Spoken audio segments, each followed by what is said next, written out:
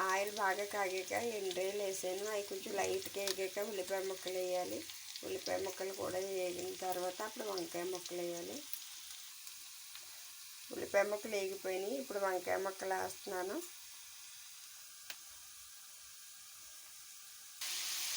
వంకాయ ముక్కలు బాగా మగ్గాలి.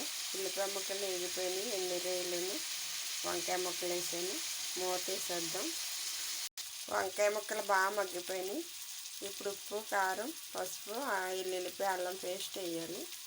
పసుపు, ఉప్పు, కారం, ఎల్లుల్లిపాయ అల్లం పేస్ట్ వేసాను. బాగా కలిపాను. ఇప్పుడు వాటర్ వేయాలి. వాటర్ వేసాను. బాగా మరిగిపోతుంది. వాటర్ దగ్గరికి వచ్చే వరకు ఉడకనివ్వాలి. మూత వేసేద్దాం.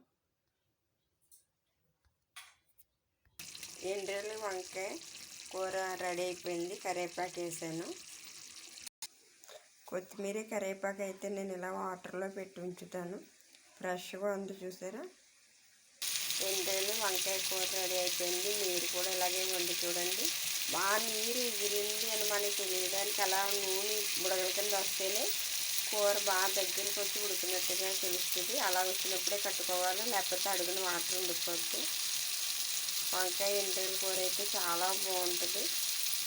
మీరు కూడా ఇలాగే ట్రై చేసి చూడండి.